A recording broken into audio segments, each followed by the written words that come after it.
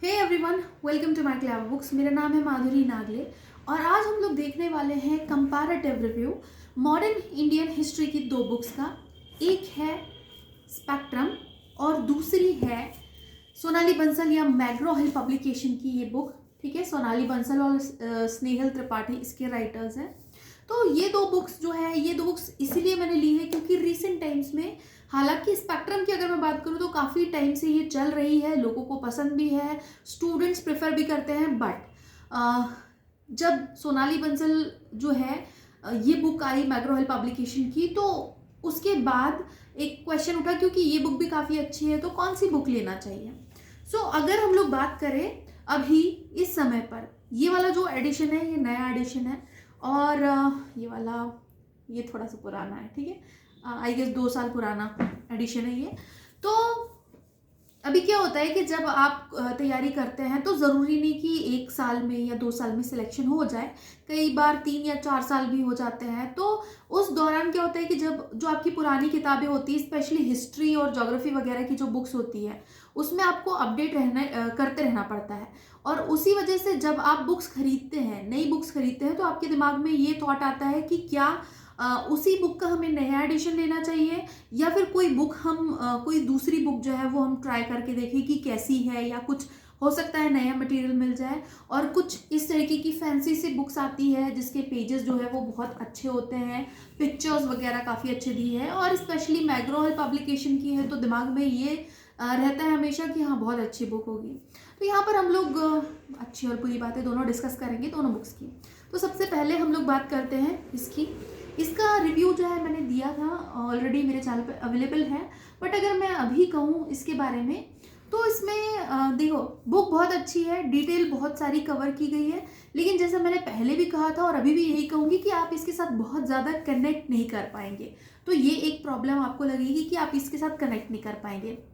Reason ये है कि जैसे हम कोई चीज़ पढ़ते हैं हिस्ट्री में, तो हमको उसको याद करने के लिए उसकी स्टोरी मालूम होना चाहिए। ज़्यादातर डेट्स होती है, नाम होते हैं, प्लेसेस होती है, फैक्ट्स होते हैं, और इन सारी चीज़ों को आप, बहुत सारी इन्फॉर्मेशन जो है आप तभी याद रख सकते हैं जब आप उसको स्टोरी के फॉर्म में पढ़ते हैं। और ये बुक जो है इसमें फैक्ट्स ज़्यादा कवर करने की कोशिश की गई है, प्लस लेंथ जो है उसको लिमिटेड रखने की कोशिश की गई है। तो उस वजह से जो स्टोरी वाला एसेंस है इसमें छूट जाता है।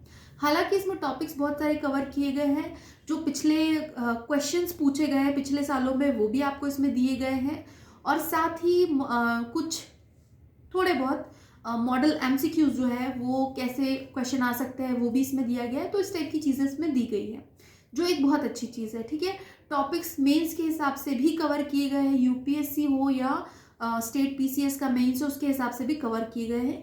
अगेन, अगर आप कहोगे कि व्हाट इज दिस, अगर कनेक्ट नहीं कर पा रहे तो क्या फ़र्क पड़ता है, लेकिन अगर आप कनेक्ट नहीं कर पाएंगे तो आप इसको मल्टीपल टाइम्स रीड नहीं कर पाएंगे, और रीड नहीं कर पाएंगे तो आप चीज़ें याद नहीं रख पाएंगे। तो ये इसके साथ एक प्रॉब्लम है। ठीक है, दूसरी चीज़, इस बुक पर आते हैं हम लोग स्पेक्ट्रम पर।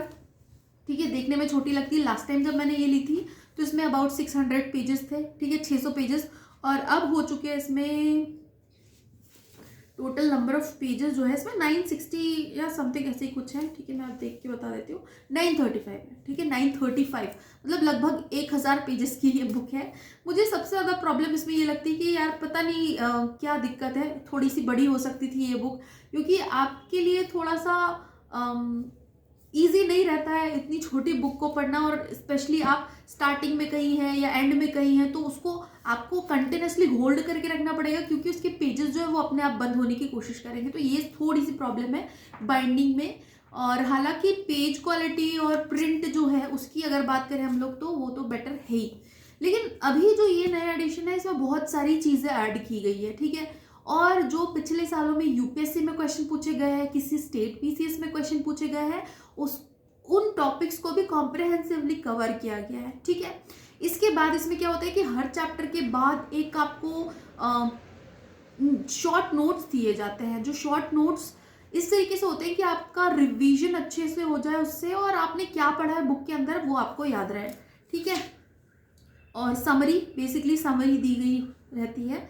इस बुक में आपको ना प्रीवियस ईयर्स के क्वेश्चन मिलेंगे ना मॉडल क्वेश्चन मिलेंगे। जो हालांकि अगर दिए होते बुक में तो ज़्यादा अच्छा रहता, बट स्टिल अगर इस बुक की बात करें हम लोग तो बहुत अच्छे से स्टोरी के फॉर्म में हर चीज़ कवर की गई है।